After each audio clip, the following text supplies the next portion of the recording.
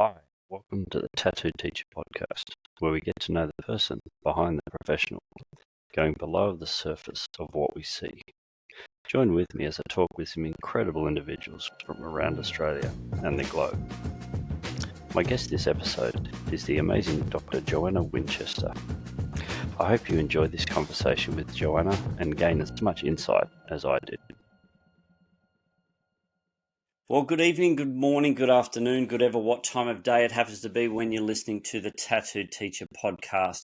On tonight's episode, I have got Dr. Jo Winchester. Jo, welcome to the podcast. Thank you so much, Phil. It's so great to be here and to have a conversation with you. One of the really good things about LinkedIn and social media is like how you just connect with people you might not ordinarily have. So it's I love your podcast. It's great. So I'm really happy to be on it and share some of my thoughts and insights and rants, maybe. Hey, well, looking forward to it, because you've had quite a journey from when you started your professional career to where you're actually now, and hopefully we'll cover most of that. But if I was to ask you, 30-second elevator pitch about what you have done, okay, how would you give that? I mean, I think there's a really great term called the portfolio career, and I guess there's parts of my career that do fall into that. I guess I started as a community artist in Western Sydney and on the Central Coast, and then I became a drama and English teacher and followed the family business into that.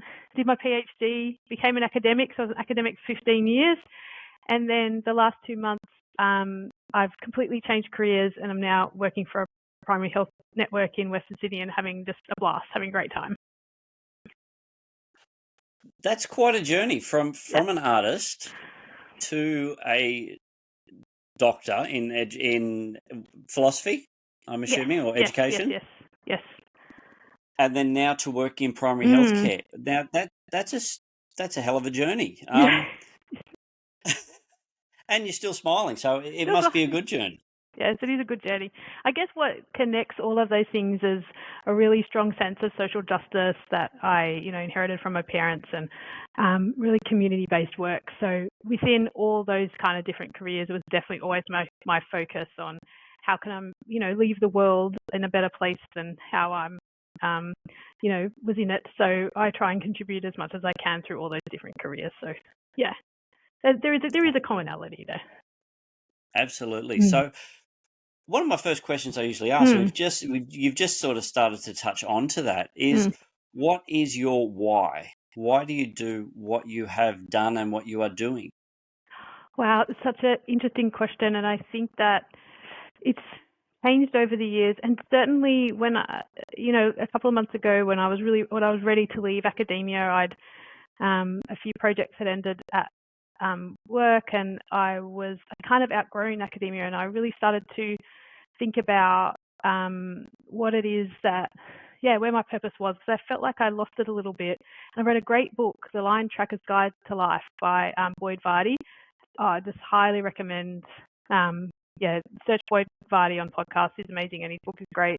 And what it does is it really made me kind of go into nature even and just start to really listen to that inner voice about what it is and how I want to contribute. And as I said, it's always been a similar thing throughout my career, and that is making a difference to young people and young people in mental health. So that's a real pull for me, and it's where I really want to make a difference, and where in kind of finding the gaps, because I feel like we are in crisis with our young people, and the recent suicide of the 12-year-old girl at Tennis Sabina is a real indication of that, and we need to start thinking more creatively and innovatively about how we support our young people to thrive, not just survive in this world, but to thrive. Yeah, absolutely. When I heard that story, it was one of those things where I'm just so heartbroken that this young girl just felt that was her only option. I know.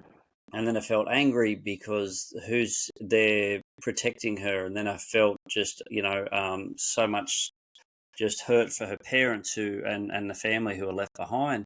And then the empath in me also thought, what about those other children who were involved, who I know. were behaving in ways and making decisions that weren't very good at all, and then they have to now live with the consequences. That's right. So They're still children too, and did fatal things. And I think it's more than those children. I don't really know enough about it to kind of comment broadly, but I think in these incidents it's kind of easy, not easy. Sometimes we just like focus on perhaps the perpetrators, or we blame online bullying or things. And I think we need to, particularly as teachers and those of us working in health, need to take a really hard look at the services that we provide and what we can do to ensure that that girl does have more support out, within her community, in her village, so that she does feel like she can reach out to people or find a solution to whatever struggles she was going through, or whatever struggles anyone who makes that decision is going through. yeah, absolutely. And it's one of those things where teachers are facing it more and more every day. With what happened through the pandemic, I think exacerbated certain parts of that. It removed parts of society that were desperately needed, and there's been some positives with being able to connect in different ways, but there's just so much. There's so much going on in society that it's hard to even go, well, where do we start, and what do we need to do? And so many people go, well, the teachers need to do more, and all the poor teachers are going, well, we're there to teach, we haven't done psychology or psychiatry. That's right. We do our mandatory CPR and first aid training, but there's no real mandatory mental health training.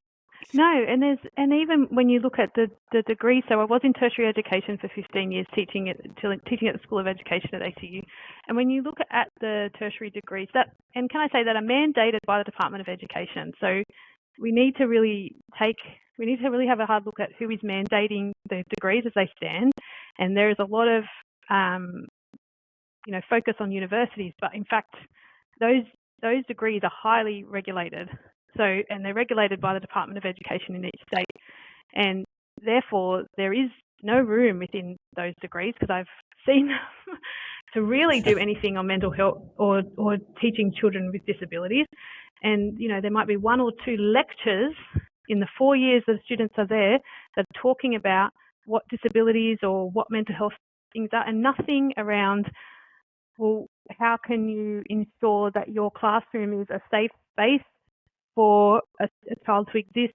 And again, it's not about the teachers, being social workers or being counsellors, but there needs to be an awareness from, there needs to be more in the degree, more space in the degree for really difficult conversations about how you establish a relationship in the classroom.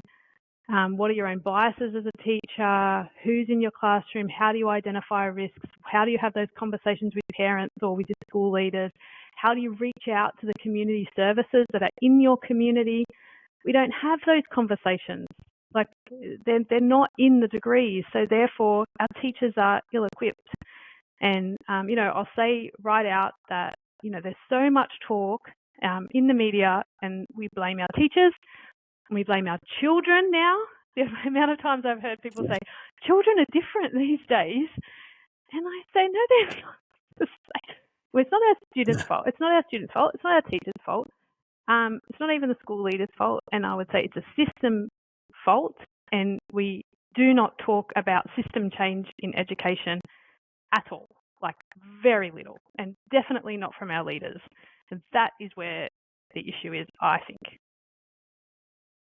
Yeah, I've had a few conversations on the podcast and on other social media platforms about the big phrase at the moment that's going around quite a lot is that education is broken. It needs to change, and look, there's definitely certain parts that do need to change, but I think education in and of itself is good and working well. However, as you mentioned, Mm. the systems need to change.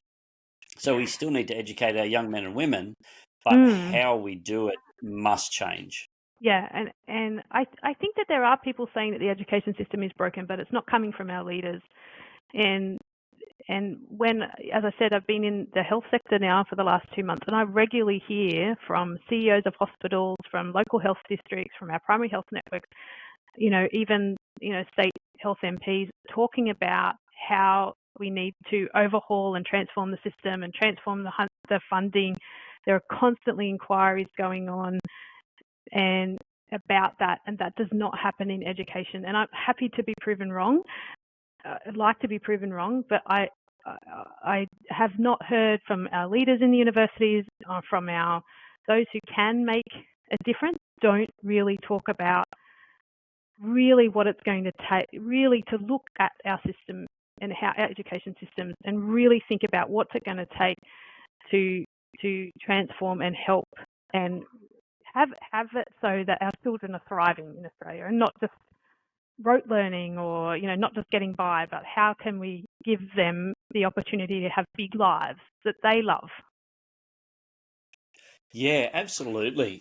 And that's the thing. It's like, for me as a professional educator, over the last 20 years, I've seen the day-to-day of a teacher and a student just get more and more loaded up with, okay, just do this now, just do that now. So they're adding more and more things, and some are very, very valuable things to be added, but they're not either taking away things that are no longer relevant, or they're not allowing time or space to process. And so, we have the teachers who are just leaving the profession in droves, but then we have the students who are just going, what's the point? Students are leaving in droves. I mean, the rate, the exponential rate of children school refusing, and I say children on purpose, because I think sometimes when we say students too much, we dehumanize it, but we're talking about children, and they're leaving in droves. Like they're leaving in droves. Parents are taking up homeschooling more and more because they can't get their kids in the cars to go to school, and that's been me. I've had to deal with that. I've dealt with that this week. Trying to get your kids in the car to school, and you want to be gentle and you want to be coaxing, but that train's going to leave, and if they don't get that train, then they're not going to get it's a really difficult and it's a hard thing, and I really sympathise with parents who just go, this is too hard, they can stay home. Because that battle, it's not like you're just doing it once, you're doing it a couple of times a week, having that battle to get your kids to school. So it's not just teachers that are leaving the profession. And I think we talk about a recruitment problem. I don't think we have a recruitment problem in teaching. We have a retention problem, and there is not enough focus or money or attention being placed on retention. And I just think those grants to get people into degrees and say they'll pay for the degrees and go live out in a rural school. I think that's throwing good money after bad, to be honest, because most likely those young people will stay out in those areas for 1 or 2 years and then just be back to the city and then maybe leave the profession. And rather than kind of targeting, those teachers who are career teachers, who it is a calling for them, and finding ways for them to feel fulfilled and valued so that they can stay and contribute to our young people. Yeah, absolutely. I mean, it occasionally gets gets my goat a little bit when I see that. And yeah, look, we do need new teachers coming in because there are teachers leaving, and it's just that standard. It's just a standard turnover in any profession. Yeah. But then you see, people who have been working 20, 25, 30 years, and they're just like, yeah, we'll just keep doing your job. And there's, they're not getting that, and it's not that they want any benefits or any bonuses, although I would gladly appreciate an $8,000 bonus. Just a one-off, like, hey, thanks for teaching for so long, here you go. That'd be great, but it's not why we do it. But it would show some appreciation for what we do. Yeah, and the amount of hours and it's not even just the hours; it's the emotional toil of teaching too. It takes a lot. Like most teachers, I mean, I very rarely have met a bad teacher. Can I say in all my years, most teachers are really great people who are there doing good things, and some people do it better than others. But everyone is kind of like trying their best. But they, I lost my train of thought. Teachers are great. But how do we keep them there? How do we Hey, make them feel valued? Yeah. yeah, and that's the thing. It's another one of those things where societally teachers are getting blamed and beat up, and we're just Yeah. like, no wonder no one wants to join in, because you can't win, and every 4 years you get kicked from pillar to post because it's the new political football, and there's money's given, money's taken away, and Yeah. I mean, you would have seen it through your experience at the tertiary level, Yeah. Yeah. and maybe even more so. Yeah, and I mean the conversation that I hate, and which will come in another month or so, happens every year, is ATAR for teaching is 60, is 55. How can we? This is why our students are failing because our ATAR is so low. Now it's such an ATAR is not an intelligence test. ATAR is about popularity of the course. The ATARs are low in education because there aren't as many people who want to be teachers as they do that want to be doctors or physios. That's why that ATAR, it's not an intelligence test. I myself only got 50 in the HSC, but that's because I was too busy, being in every single extracurricular activity you could think of, and I've been late diagnosed with ADHD. So, of course, sitting for tests, I was hopeless at it. There were no, I wasn't diagnosed, and even if I was, there weren't any back then special test considerations, back in 1995, 96. So, of course, I didn't go well, but I went to university and I was getting HDs and Ds, and I've got a PhD. So, are you going to tell me, I'm not smart enough to teach just because? And also, we want to encourage teachers from low socioeconomic backgrounds to be teachers, because they're the ones that understand what it's like for our most vulnerable children in the classroom, and they can really contribute. So I really hate that, because it then makes those kind of comments about ATARs and low ATARs makes the teachers that are already in the system feel like they've got to defend themselves and prove their intelligence and prove that they've got to be there. And yeah, it's just an arbitrary number that means hardly anything about who you are and your capability to do any job, in my opinion. Yeah, absolutely. And it comes down to, I mean, it's based on a whole bunch of exams and assessments that you've done over a year or two. And then you've got the bell curve that gets thrown in there. Then you've got scaling models, and then you've got the student who didn't have breakfast that day and just broke up with his girlfriend or the day before, and then had to sit an exam and just was completely, or they just, mum has just walked out on the family, and, so, and then they're expected to sit a test and do well. It's just, it makes no sense that's the by and by that everyone, that they're judged on after 13 years of schooling. Yeah. So, I mean, I certainly don't think it's the teachers that are the problem in the system. I really don't, honestly don't. All I've ever seen in teaching my students, in going out and visiting schools, in watching my students on prac, meeting principals and assistant principals, all I see is passion and dedication and wanting to do better and highly engaged. That's the profession I see, and the amount of pressure that is put on teachers in the media and by politicians to do better, or for us in tertiary, well, I'm not anymore, but for those in tertiary education to do better, when it's actually, Department of Education, MPs, you're the ones that's setting the curriculum. You're the ones that are guiding what we're supposed to do. So stop pointing fingers at us. We're teaching what you want us to teach. And if you think there's something missing, then you need to have a conversation with us. And that is, I think, the biggest problem in education, is that there are decisions made in those bureaucratic government places without consultation to teachers, tertiary educators, children and parents. There is a there is a complete lack of genuine consultation with those of us who have been teaching for years, who are on the ground, who can tell you what's not working and what is working and what needs to change. And the consultation is bare minimum. Oh, absolutely. I was about to say there. There's, you hear these politicians and they go and get their consultants to, do whatever they do and pay them, hundreds of thousands of dollars to write a 35-page report that will just be put in a drawer, and they don't actually talk to the school, the teacher, the community, the parents, probably more importantly, the students. They don't go, hey, what do you want to do? How do you?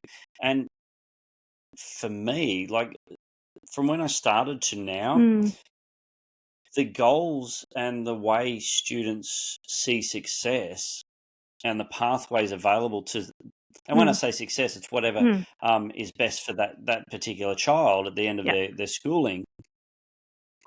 There's so many more options made available, yet there are these, there's lack of consultation. So it's just stuck on this thing that worked 25, 30 years ago, but it doesn't work now.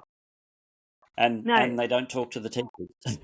No, and I tell you, and this is a point that I've been thinking about the last 2 months since working in the health sector, and what I want to chat to you about, and I want to start having real conversations out there in the real world. But I'm trying to see whether I've got it right. So please tell me if I've got it wrong. And anyone out there who's listening to this who thinks I've got it wrong, I'm more than happy. I want to hear feedback on this kind of little percolating idea that I've been having. But so as I said, I've been working for a primary health network, and just for those who don't know what they are, there are 31 of them in Australia. They're federally funded. They cover every single region in Australia. Each primary health network has a responsibility for a certain part of, Australia. And their responsibility is to talk to the community and commission services that fill in the gaps between GPs and hospitals. So organisations like Headspace are funded by primary health networks. First Nations, focused First Nations community health centres might be funded by like a health network, and they're all the services that are commissioned are unique to that area. So, what the Western Sydney PHN that I work for would fund something very differently to what happens in the Northern Beaches, as is appropriate, because they're two very different communities with two different needs. Part of those primary health networks have federally government mandated. Each of those primary health networks have a clinical council and a consumer council. So the clinical council is made up of allied health professionals, GPs, hospital staff, board, people who are experts in clinic, and the other one is made up of general community members, just people, consumers, right? Patients, people who have ever interacted with the health system, which is anyone. Both of those groups make recommendations to the PHN to say, this is what's working in our area and this is what's not working. This is where we feel the gaps are. Our mandated duty to respond to those concerns and to find ways to mitigate the things that aren't working. Theoretically then, and PHNs do this, some do this better than others, theoretically then, there is a place and a voice for all of us in health. We could all go to our PHN and say, hey, this isn't working in our area, we need more of this. And it's their duty to respond to us. That it is highly engaged with community and with clinicians. The other thing that happens in health is every single thing that the government funds in health in terms of research has to show that it has consulted with the community or the clinicians that this research is needed and wanted and something that we need to find out about.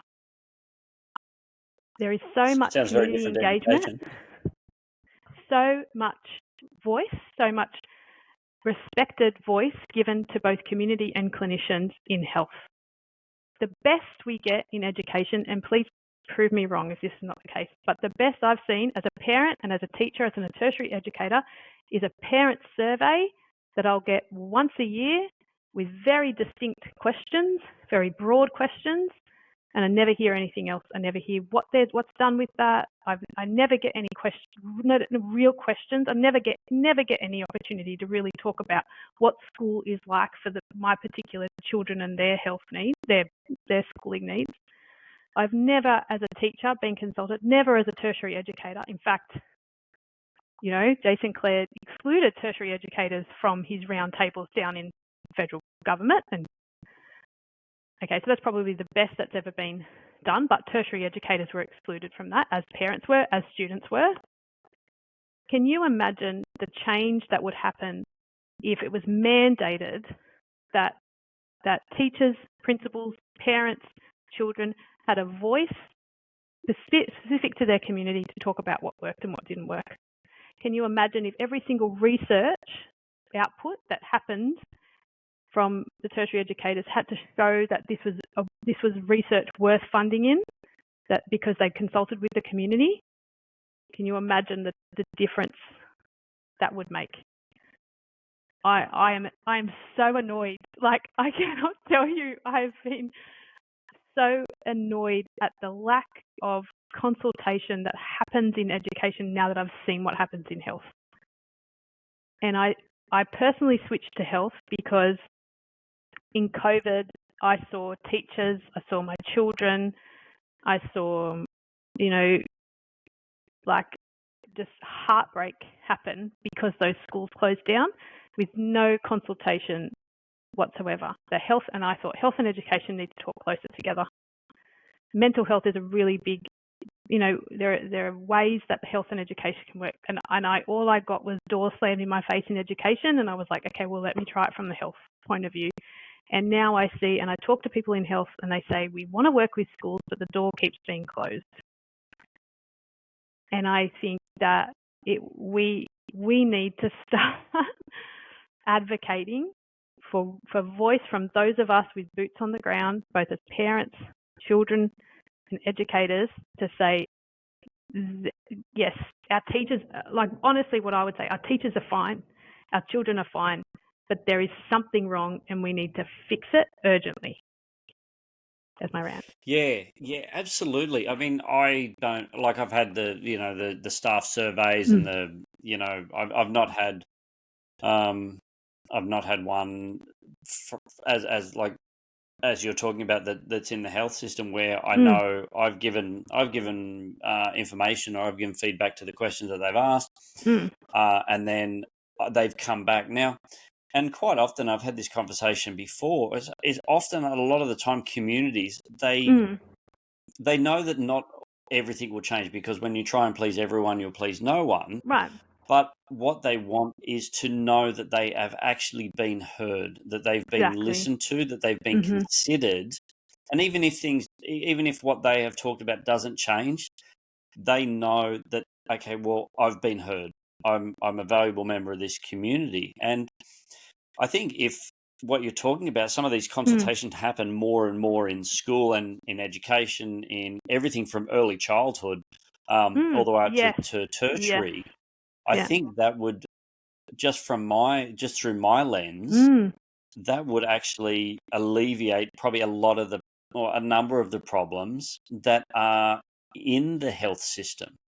If schools could actually be allowed to change and be allowed to do things and take care of the students in the ways that they need to, that could alleviate various pressures and reduce school refusal. Because I mean, I don't remember anyone not going to school when I was growing up. It's like, if you didn't want to go to school, it wasn't school refusal. It was like, I'm jigging because I want to go to the arcade. That's right. Yeah, it was for something fun. But it wasn't like, no, I'm not going to school. I'm sure there probably was, but not in the numbers and the trauma that it's causing families and communities. Yeah. And it's, as you say, and these clinical and consumer councils, they meet 4 times a year. This isn't just like a once-off. They're meeting constantly, and it's on the PHNs and the health system to respond to the request. And as you say, you can't respond to every request, but then at least you know why. You can say, oh, well, we can't do this in education because of X, Y, Z, and at least there's feedback to those councils about you have to show what you've taken on and what you haven't and why you haven't. So I think that if we had that kind of voice, as you say, you want to be heard, you want to know that somebody has listened to you. And I think that's what teachers are saying when they say value. And I think we get caught up in pay. And I think initial teacher pay is quite good if you compare to it across it's quite a good pay. I mean, I know some of my fourth year students were earning more than a university lecturer, can I say? So they're quite well paid.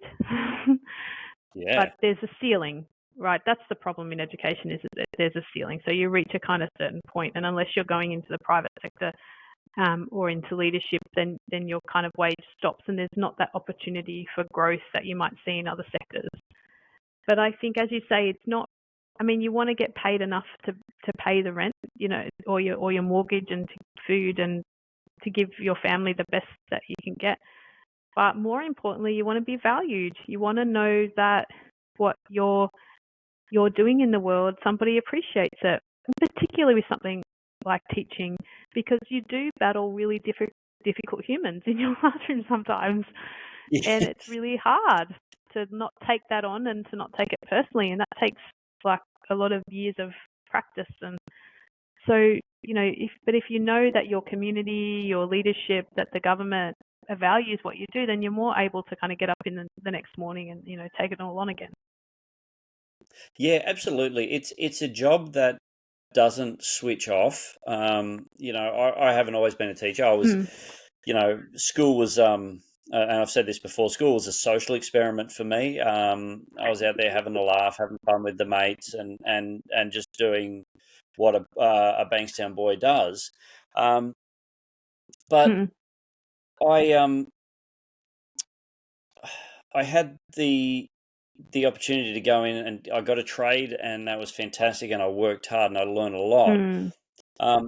And I used to work, big weeks, there were rush jobs and all this sort of stuff. And so it was physically demanding, but it wasn't till I started teaching where probably it's not a physically demanding job as a tool maker, as a machinist or a brickier, or, someone, any manual labor job.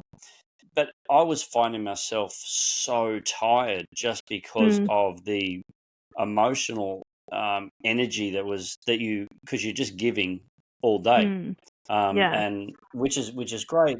But when there's no support to go, hey, are you doing okay? And it's like, oh yeah, I'm fine. I'll be good. And you're just like, oh, okay, someone's seeing me, and so it gives you that little bit of that fresh breath of air to go, yep, okay, I can get up and I can come back next week. So yeah, and I think you raise a good point. Like, I'm a big fan of teaching being your second career, not your first, because I think there's a lot of push for 18-year-olds, to be teachers that, if they don't know what they want to do, they don't know, oh, well, you're nice and you like kids, you should be a teacher. And there's a lot of pressure from parents and from society to do a degree that leads to a job. And there are some 18-year-olds that just aren't ready for that. And I would see them in my degree, and great humans, but really they don't want to be teachers. They just don't know what else to do. And that's why, we invented the BA and the B Science is for those years of discovery. Or go out and work for a few years and then come back to uni if you like. So and for the reason you say is that you get a lot of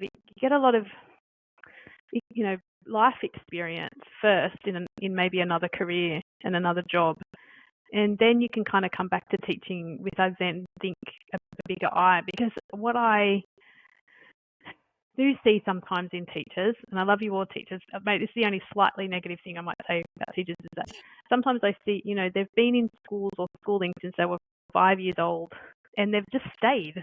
So that's all they've done.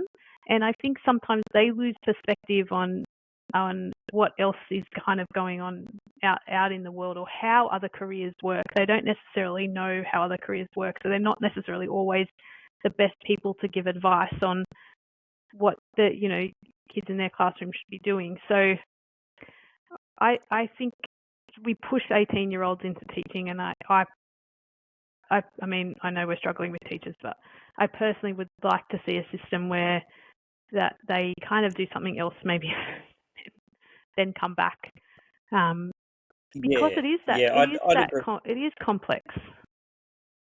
Yeah, I'd agree with that. And look, there are some amazing teachers who have just, gone Mm. Yes. from school Yeah, into 100%. Yeah, university back into teaching, and look, they're doing amazing things, and they I'm are. thankful Yeah. for them. But Mm. I've found over the years that people like myself, Mm.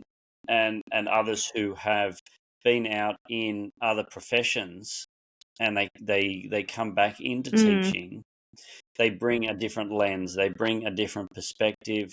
They also bring a different level of just calm down. Okay, Yes. life will be okay. It's not, you know, if it doesn't happen today, that's okay. If Yes. you don't get the A, that's, it's not the end of the world. You can, you can make up for it later. Yeah. And that's what I see, is because, I mean, it's been a long time since I've been out in full time work. Mm. I always Mm. dabble. I always, keep my hands in other things. And, Mm. growing, working and raising a family in Sydney, I had to work two jobs. So I was interacting with others, and it was that thing. It's like, school on a whole is, Mm. it's okay. You'll get through. It's Mm. not a stress. And when you go into the office, it's like, well, if it didn't get done today, that's all right. We'll get it done tomorrow. Yeah. Or if we have to stay back late on this one night, then that's okay. And Yeah. there's some of the things that I've brought into my teaching, where I get to the end of the day and I close my laptop and I go home. I Yes. get to the weekend, Yeah. I close. I don't look at. I don't have emails on my personal phone. I don't have a separate Yeah. phone for work. I Mm. I don't even have my own laptop. The only computer I have is the one that work give me, and so that's closed unless I want to open and watch Netflix or something like that, or Yeah. do a podcast interview. And they're the things that I've learned that has Mm. helped give me the longevity in education, because it'll still be there tomorrow. It'll be okay. There's nothing I can do about it at 9 o'clock at night. That's right. And your children are better for it. Like you're better off, going out and having fun and doing your hobby or spending time with your family and then coming into the classroom the next day. Like your students are better off with you fresh and bright and not from being up marking and everything the night before. And yeah, there are those teachers that have a lot, as you say, you can attract that type A perfectionist personality, and they want to do it all, and that's and there's high expectations from parents as well. Parents was one of the reasons why I left teaching. So their expectations are so high, and particularly when 25 or something when I started teaching, and you're like, man, I don't know, I just want your kid to write in a logbook because that's what the drama curriculum says. I know that you think boys don't like writing in journals. I don't have any say over that. I've just got to do Yeah, it that's just myself. what they've got to do. That's what they've got to Yeah, do. I'm sorry. and But it's like you want to say to them, well, is there something about your job that you just don't like doing, but you have to yeah, do it? yeah, that's right. No, Same as I know. same as a classroom. I know. I know. So, But it's, yeah, but I think the parents as parents' well. Like parents don't expectation. have a voice. Parents don't have a voice. Like they see their kid come home crying and stressed and everything, and then so they do the only thing that they think. They go to the school and say what's going on, and there's a lot of pressure on then they. The way I hear some parents as well talk about other kids, it's like, oh gosh, you do realize that kid's 7, or like they're just a 7-year-old kid. Like, yes, they shouldn't have hit your kid. Like, I'm not saying, but he's 7. Like, you know, like it's not. He's not evil. It's not Yeah. Satan. The school hasn't let the Joker out of the cage.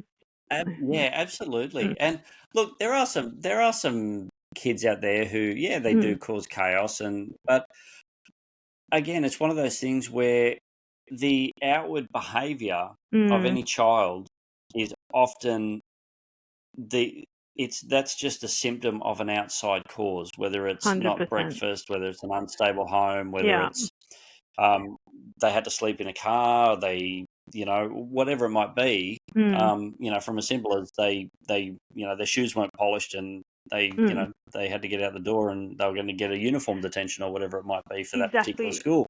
And this is where health and education need to work closer together, and we need to find a way to bring some of those health services on campus, but like particularly in those lower socioeconomic areas. So I know there's a school out in like Old Guildford, I think is the name of the school, like have like allied health services on campus. I know that Catholic schools in Parramatta are thinking about doing a project like that too, where they have allied services on campus. Things like ear tests. So if your kid hasn't had proper ear tests when they were young, like that can affect, like the ability to hear in the classroom is really important. So if you've got a kid who's mucking up and they're 6 or 7 and, the family home, and it's not necessarily that they come from a bad family home. It's just that the parents are working a lot or they don't know to get their kids' ears checked. And so therefore the kid can't hear, and then they're in the class and then they get labelled as naughty and then they don't go to school, and then so things like those, like school nurses, like we used to have in the back, like they were a great idea, like bringing those back in for ear tests, those kind of things back into schools is, I think, a way that we can navigate some of these problems, because it's not that I'm definitely not calling for teachers to be nurses and counsellors and physiotherapists and things like that, but how can we as teachers collaborate with the services that are in our community and bring them into the schools or refer them out or work closer, so that as you say, 99% of the time, a kid who is mucking up in class is doing it because there's a health problem or there's a social problem or there's a mental health problem. That is what is going on for that kid. That is why they're being rude. And so working closer with other sectors can really make an impact there. And so therefore the teachers don't feel all that pressure, to do it all. Like their lesson plans were fine. There's nothing wrong with their lesson plans. There's nothing wrong with their teaching. It's just they've got 3 kids who are undiagnosed with ADHD or autism or, in their classroom. Oh, absolutely. And any teacher who's been teaching more than 3 minutes knows that once you have a lesson plan, it's worthless after about the first 3 minutes if you're lucky. Because you're in a room full of, some classes up to 30, 35 young children. Definitely. Yeah.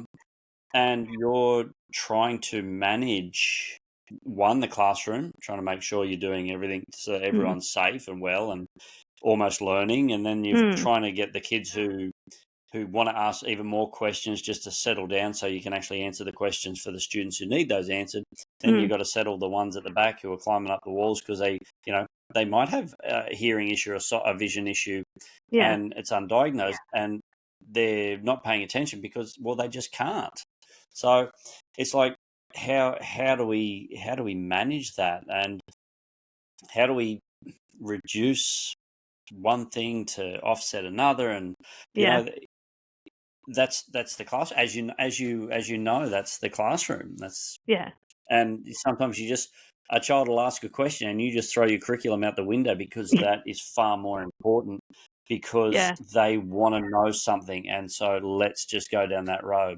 Yeah, I think you're more able to do that when you're an older teacher too. I think young ones love to stay on task.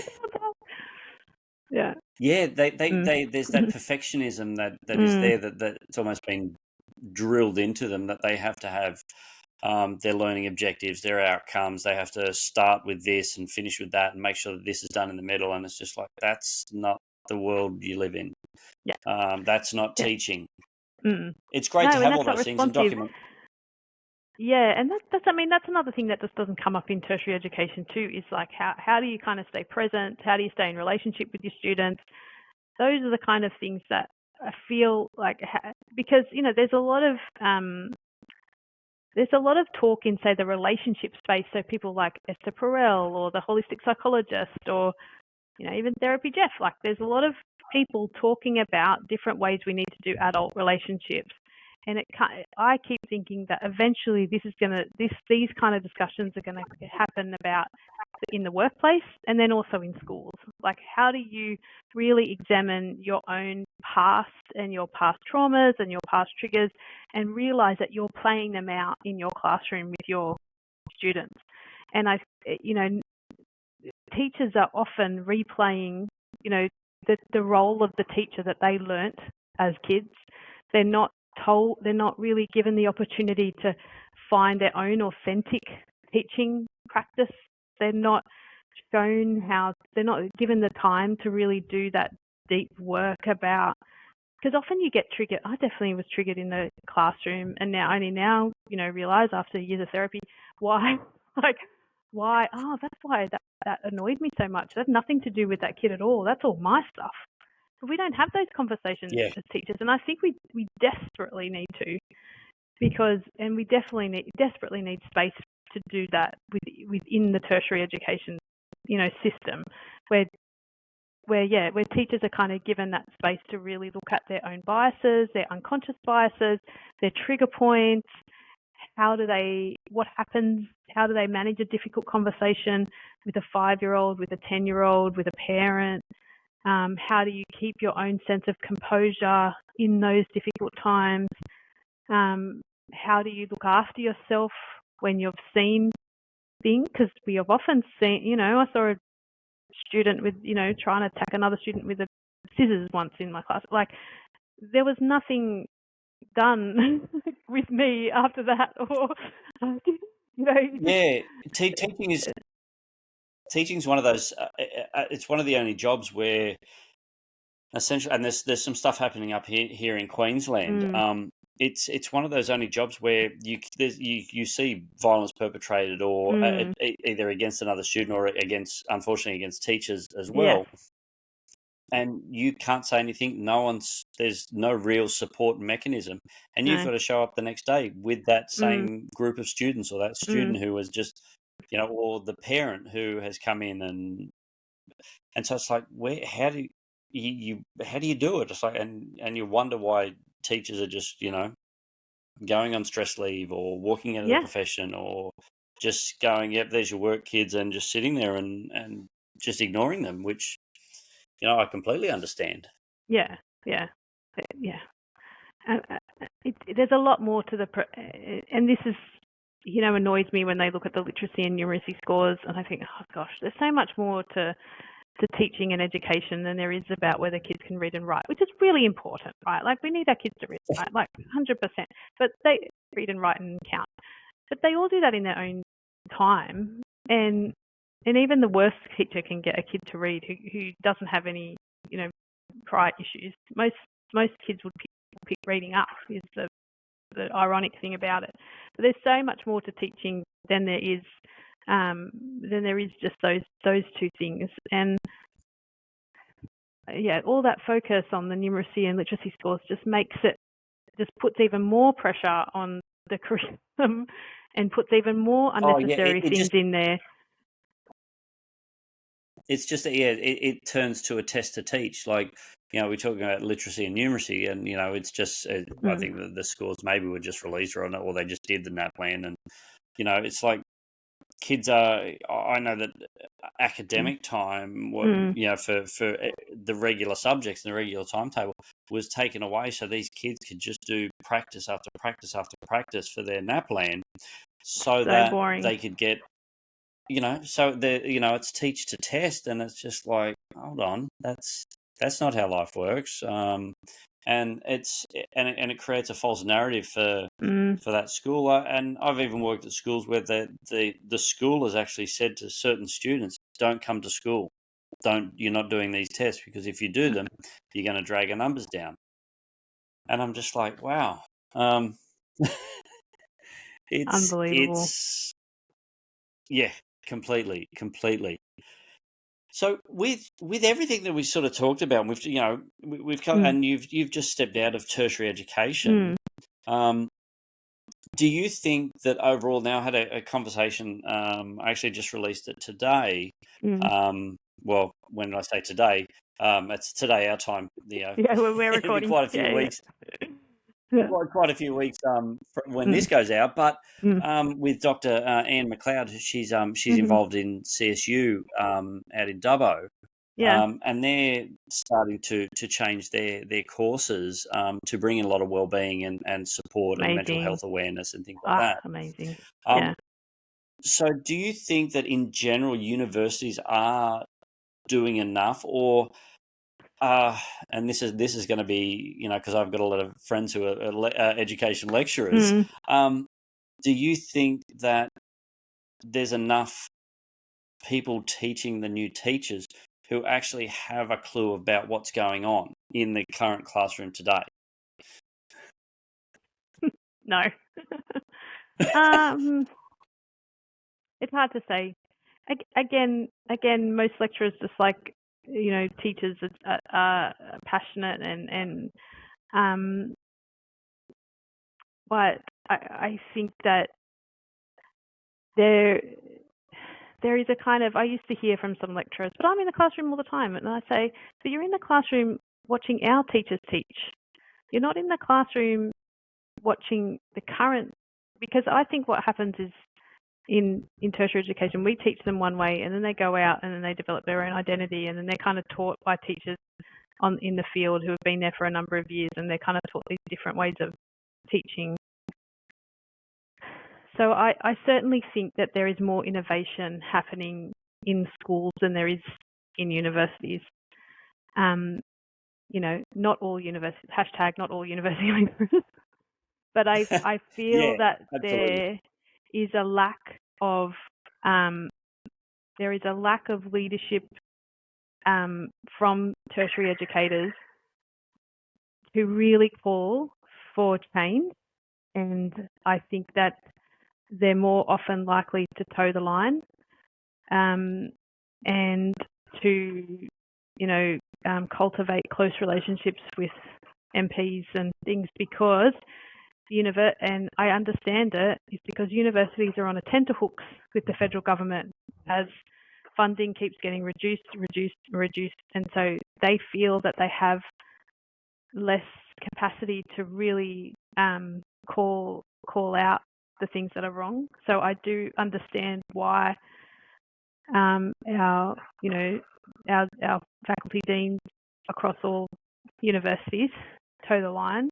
I understand why, but I also think that there needs to be some courage, because young people are really suffering, and I don't know, I haven't heard, again, happy to be proven wrong, I haven't heard enough discussion on the ground from education lecturers or at all the education conferences that I went to, enough conversation on the ground around how hard it is out there for some young people and how hard it is out there for some teachers, particularly in areas like Western Sydney where I live and where I work. There's my pussycat.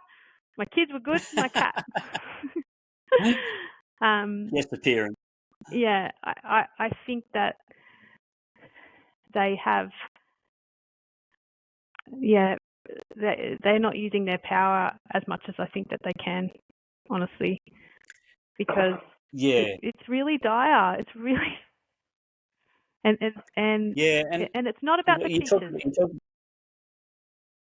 you talked about funding, and that seems a massive thing across all education systems. It's like, as soon as you try and do something that's different, that's innovative, or that is adapting to what society needs at this point in time, it's like, no, you can't do that. No, that's it. We're going to pull your money. And I was looking at because like I said earlier, I've been teaching over 20 years now, and I thought, I've learned a lot over the years, and I'd love to be able to give back and maybe start to help train new teachers coming through.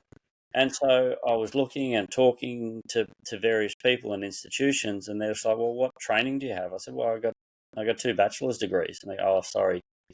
Need a PhD. I was like, "I need, you need at least you need your masters." And it's like, so 20 years of actually on the ground doesn't count. And they said, "Well, the rules are you have to have one level." And I was like, "Well, okay." And then I started doing my masters, and I was like, no, I'm not doing this because I'm not learning anything. So I stopped.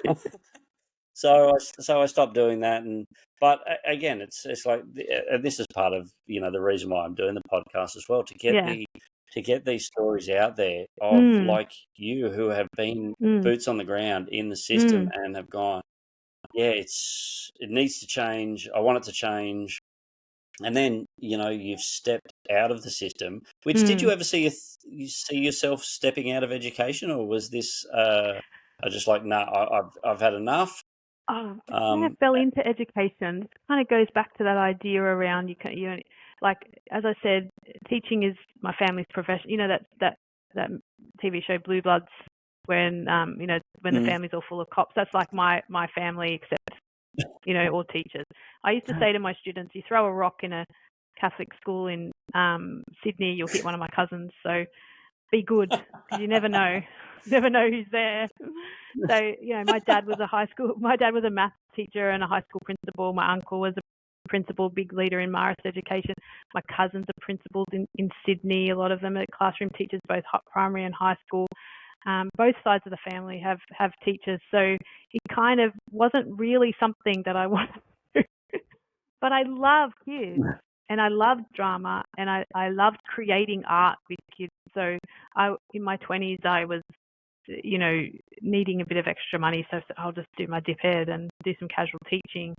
And then I kind of once I'd done my PhD in community cultural development there aren't really jobs in it. I always wanted to be a lecturer. That's what I always wanted to be, as an academic. And but there aren't really jobs for sociologists. So I got a job as a teacher educator. So it was kind of something that I fell into and embraced, like I do with everything. I really embraced it and loved it at first because I had a lot of autonomy to teach the way that I wanted to teach and to really have good theoretical conversations with my students. But like what's happening in schools, the regulatory bodies started to mandate what was taught, and I just didn't agree with what was taught. And that's another thing that I'll say, is that a lot of the educational theory that we do teach in schools is theory only. Can I say educational theory is not fact? So it's all theory, it's all ideas. We don't really know the best way scientifically to teach a child. We actually don't know that. It's kind of impossible to know because we don't know enough about the brain. So I feel that there is less scientific kind of theory. Like, I feel like the theories that we teach in schools are not aligned with what science is telling us about the brain and about humans. I say, look at the early childhood educators. They are always at the forefront of teaching. They do it the best, our early childhood educators, based on play, and they're the ones that are actually they are legitimately at the forefront of using current scientific evidence to apply to their teaching theories. And I don't think we do that in the primary and high school curriculum as well as our early childhood educators do. So I got really frustrated I'd with agree that. with you on that one. Yeah. There are things about the 100% brain, agree. like even about IQ, and I go, that's not, our brain is like, our brain is plastic. Our It's brain's not plastic. set. We can, some kids who've gone through trauma as kids can end up when they're 30 resolving all of that and then becoming rocket scientists. Like, you don't know who's in your classroom. I used to say to my teachers all the time, like, you don't know who's in your classroom. You could have the next prime minister. Like, how would you teach if you knew this one kid in your class was going to be the prime? Like, how would you teach? Teach to that. Teach, what kind of values do you want that kid to have? What do you want them to know? But I kind of got to the stage in tertiary education, even where the creativity was gone, and that just didn't. It just no longer worked. And I was then working in student retention and having a lot of fun doing projects and working in community engagement. But then I kind of outgrew outgrew it. And we just weren't a match anymore, tertiary education and me. So I, as I said at the beginning, then did a lot of soul searching about where I wanted to go next. I'm very happy because I feel like I can contribute. Even in that health space, I've been able to say, oh, well, that's not because there's a huge desire in health as well to grow GPs, and to grow allied health services and practitioners out in places like, not just in Western Sydney, I mean all over really is really suffering from a GP shortage too.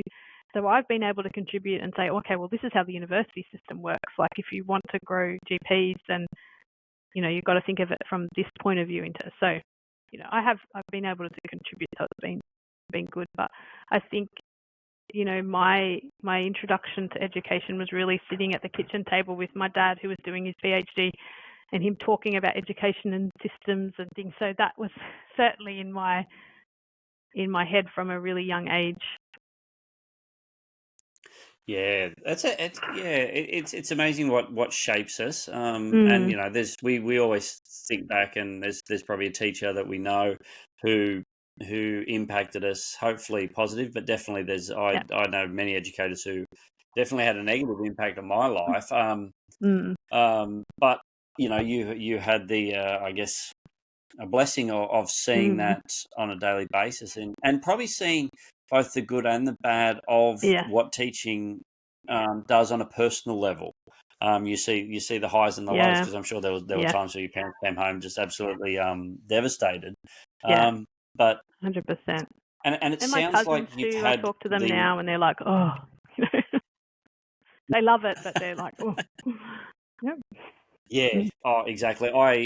I there's days where, like, it's funny. I come home to my wife and she said, "How was your day?" I said, "I'm ready to buy a lawn mowing business now." So it's just I just want to put my headphones in and just mow grass, and that'll be happy.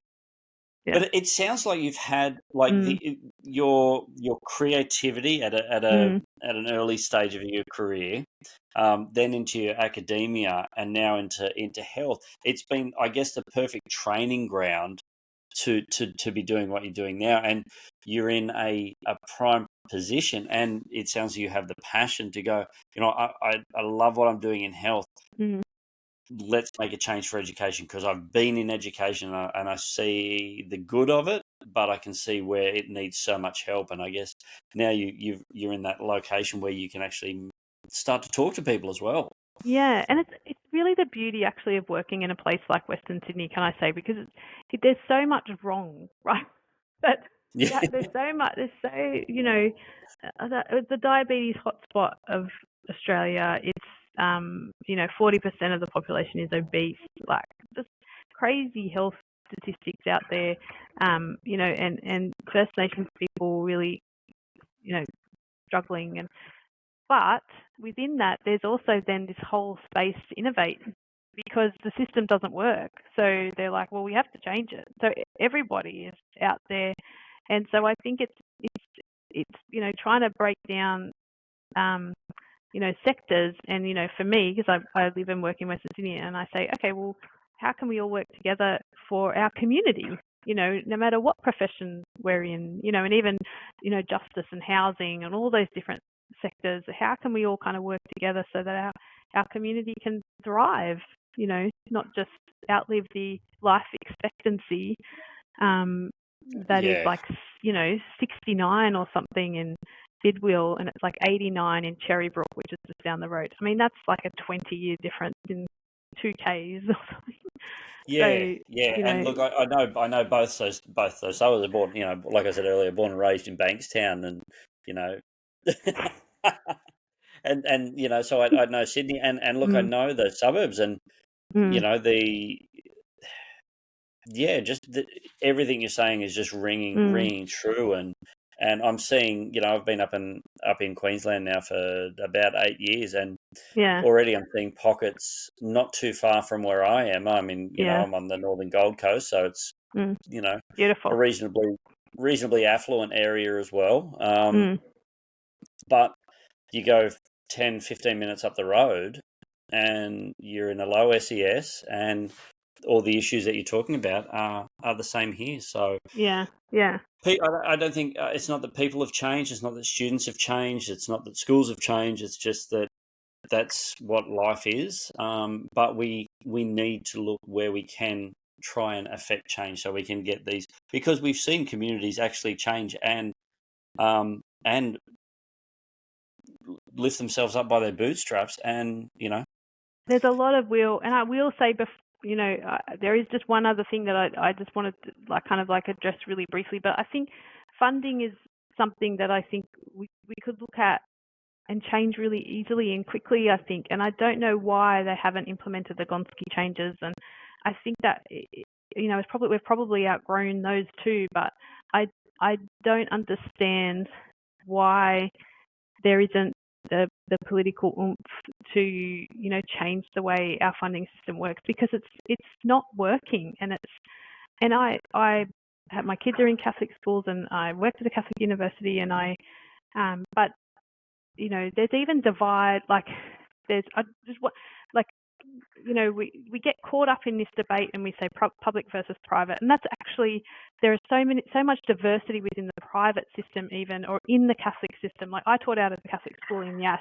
Let me tell you, that was underfunded compared to the public school in Yass. So it's not about public and private. It's about all schools, no matter what the sector are, the schools that are in the lower disadvantaged areas have the least funding, whether you're public or private.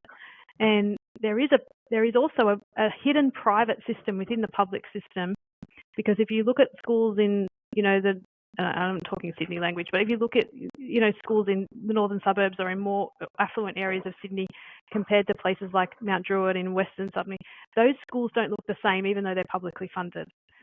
And the reason is because parents are able to donate to their schools in those more affluent areas, and that cannot happen down in the West. So when people talk about parents' contribution to their kids' schooling, that happens in private schools as well. And I was talking about this with a colleague the other day, and he was saying, oh yeah, I'm in Five Dock, and a kid just donated $10,000 as an individual to the colour run. So don't tell me, that's not going to happen out in Campbelltown Public. They're lucky to have raised $1,000. I bet if they raised $1,000, they'd be ecstatic. Between the school. Yeah. So there is a difference in facilities in public system as well, and that also needs to be addressed. So I mean, I think that the way the funding system works is an absolute mess. And it's a place we can start, and it's certainly been changed in health over the years, constantly. Yeah, it's still absolutely. changing, and GPs are about to undergo another change on how they're funded. So, it's something we desperately need to do in education, because there's a whole lot of inequity across both systems, all systems of education. There's a significant amount of inequity that desperately needs to be addressed, and I think that's a place to start. Yeah, absolutely. It comes down to that equity of, and I was talking with, I'm not sure if you know him, Matthew Green. He's the deputy principal of a school in Southwest Sydney, primary school in Southwest Sydney. And he's in the mix of the low that everything that you've been talking about, and what him and his principal and the stories that he've told me, what they've been able to do is just astounding, because of what they're as a staff body able to, what they want to invest in their kids, and they're seeing these results. Yeah. And they're still troubled, and there's still trauma, and there's still a lot of work that needs to be done. But I remember one of the things he said is that Australia is a place where every student, every child should have access to first-class education. Yeah, 100%. There shouldn't be any issues. It doesn't matter if you're on, the lower North Shore, or if you're out, out in the back and beyond of Darwin. Every child should have the same level and the same access to quality education, so that they can, as you said earlier, thrive. Definitely, and it's there. Our teachers are there. They know what they're doing. They're not the things we need to change. They're wonderful humans. Look at the funding. There's so many other issues. Leave the teachers alone for a couple of years at least. Give them a break. Yeah. Let us just do our job. Let us just teach these kids in the way that they need to be taught, and stop overloading. Stop overloading stuff that's completely unnecessary. We could probably talk for. I think so. I'm gonna go probably at least another 2 hours. But But I want to be Yeah. respectful of your time and Thank also of you. your children's times, who Yeah. have probably been very well behaved in the background. Everyone's like just hanging around here. Yeah, so the wagons are starting to circle. So, Yeah. Yeah. just to finish off, and we have covered some very deep topics, and I so appreciate your time and appreciate your perspective on this now. So, you've opened my eyes to a few things, which has been fantastic, and hopefully to the audience as well. But just to finish off, I've got a couple of quick questions, Okay. just to get to know Dr. Joe just a little bit better. Yeah. So the first one is, Yeah. the first question is, what's your favourite drink? My favorite drink? Oh, Yeah. alcohol. Hey, I love it I love could be a gin and tonic or a good red wine. I like, but I guess in terms of I do like my fitness. So a really good protein shake is gold. Is gold. Well, you can't have one without the other, can you? True. You got to have your trade-offs. Yeah, that's right. Is there a challenge that you'd like to put out to people listening today?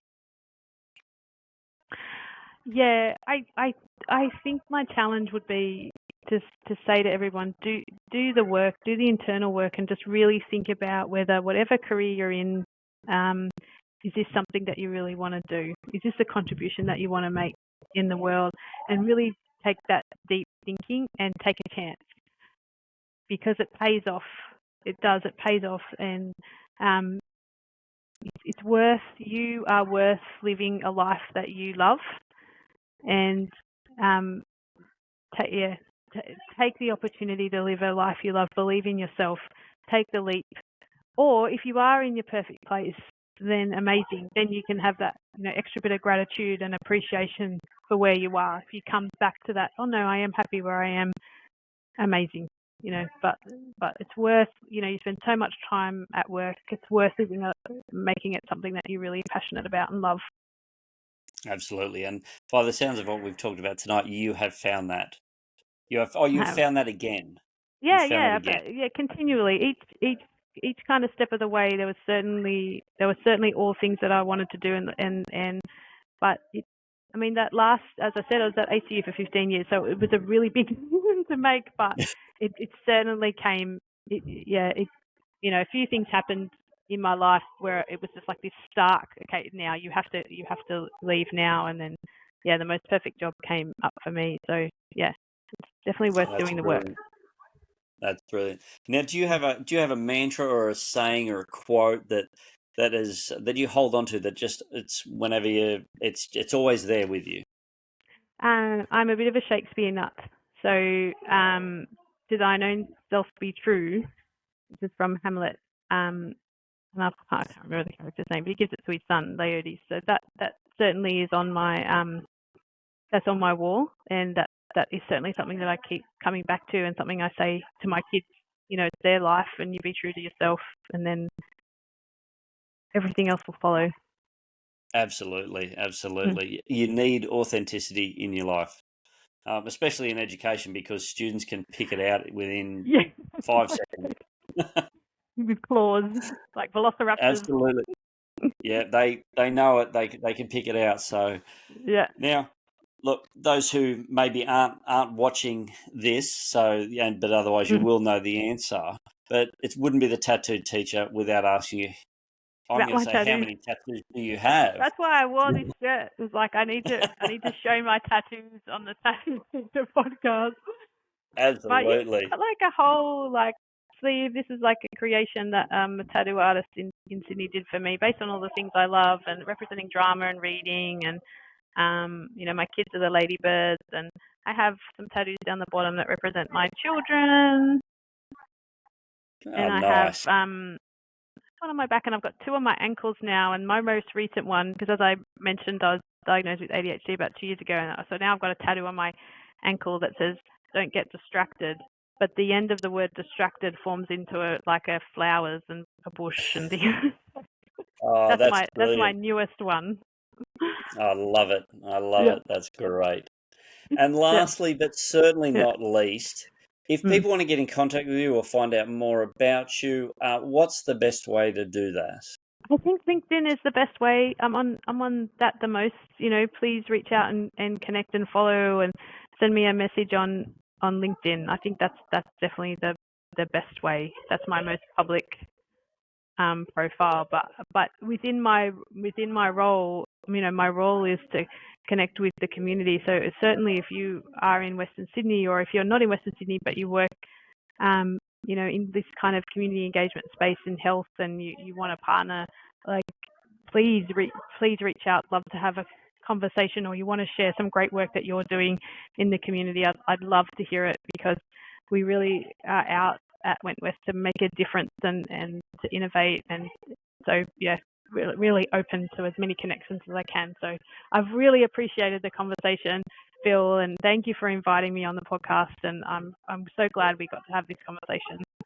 Oh, absolutely, and I must say that it's been my absolute pleasure, and it's been so great that we've been able to catch up and have this conversation, talk about some great stuff, and talk about some challenging stuff, but stuff that needs to be talked about and stuff that needs to get airtime. So hopefully some people will hear this and go, yeah, and it'll spark a passion in them. So yeah, and challenge me, please. If I got it wrong, please tell me.